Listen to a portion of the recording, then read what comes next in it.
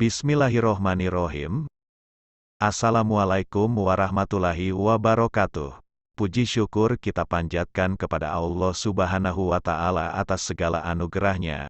Sholawat dan salam selalu kita cucurkan kepada junjungan kita Nabi besar Muhammad Sallallahu Alaihi Wasallam.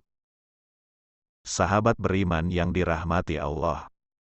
Nabi Muhammad Sallallahu Alaihi Wasallam sebagai manusia pilihan memiliki kisah hidup dan peninggalan yang menarik untuk dibahas. Salah satu peninggalannya yang sampai saat ini masih tersimpan, yaitu 9 pedang yang digunakan untuk berperang, jihad, mempertahankan diri dari serangan musuh, dan memerangi musuh Islam.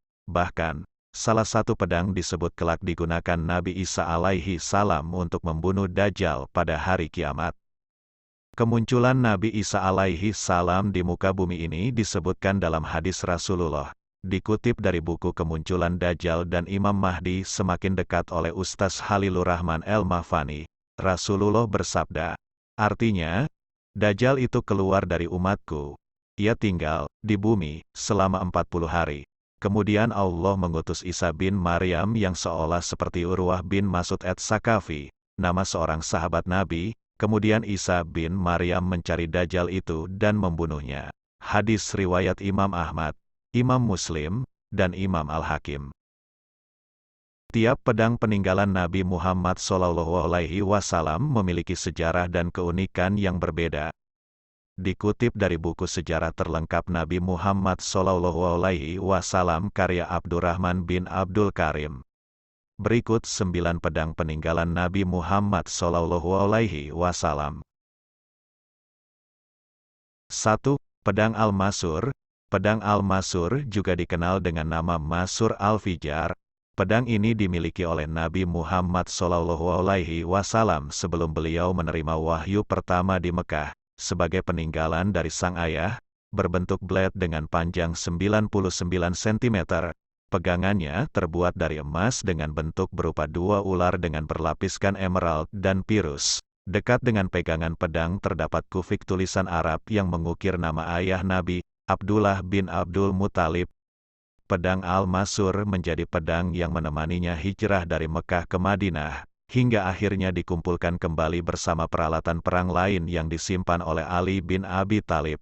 Saat ini, pedang dengan pegangan berlapis emas dan aksesoris emerald serta pirus ini disimpan di Museum Topkapi, Istanbul. 2. Pedang Al-Ad. Secara bahasa, arti dari Al-Ad adalah memotong atau tajam.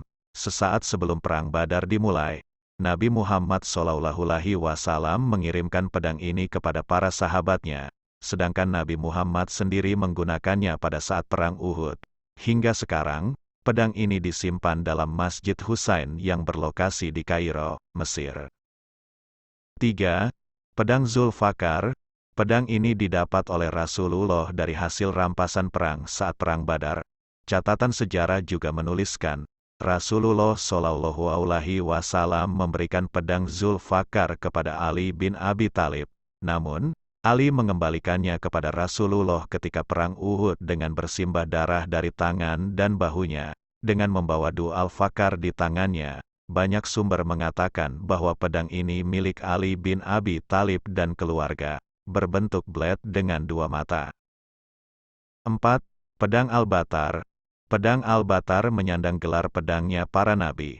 Karena dalam pedang ini terukir sejumlah nama nabi dalam bahasa Arab. Nama-nama nabi yang terukir di sana yakni Nabi Daud, Nabi Sulaiman, Nabi Musa, Nabi Harun, Nabi Yusuf, Nabi Zakaria, Nabi Yahya, Nabi Isa, dan Nabi Muhammad Sallallahu Alaihi Wasallam. Mulanya, Nabi Daud alaihi salam mendapat pedang Al-Batar dari Goliat, pemilik dari pedang ini, saat beliau berhasil mengalahkannya di usia 20 tahun. Kemudian pedang ini berpindah tangan ke Nabi Muhammad Sallallahu Alaihi Wasallam yang didapatnya dari hasil rampasan perang Bani Kainaka. Di pedang ini juga terdapat tulisan yang diidentifikasi sebagai tulisan Nabatayan. Sekarang, pedang sepanjang 101 cm ini masih berada di Museum Topkapi, Istanbul.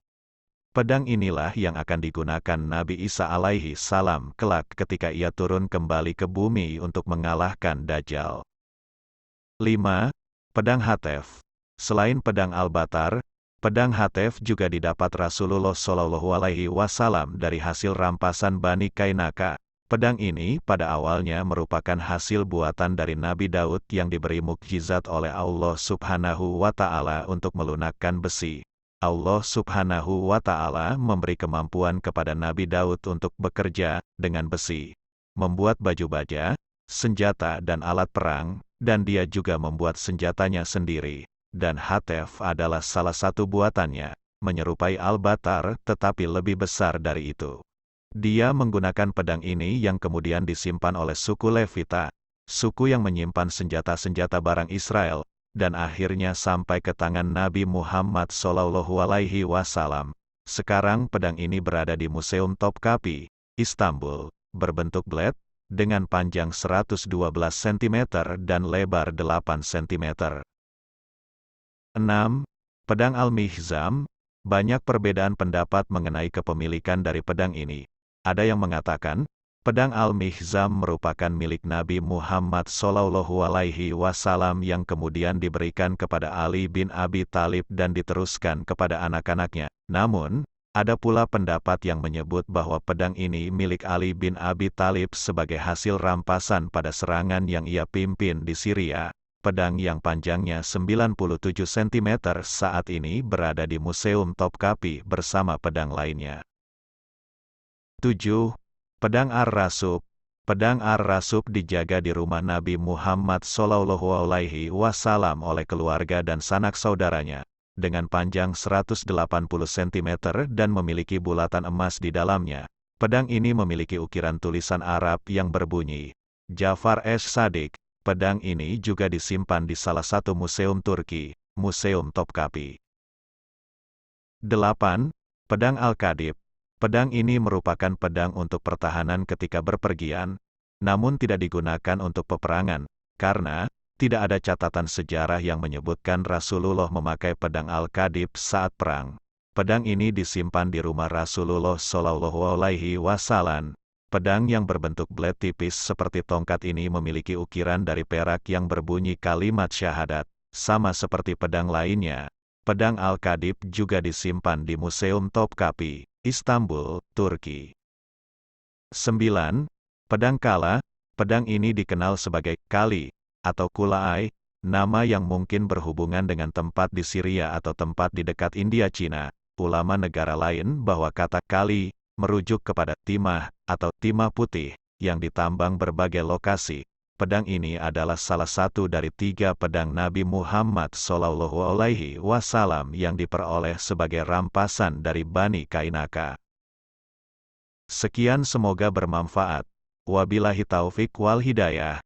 Assalamualaikum warahmatullahi wabarakatuh.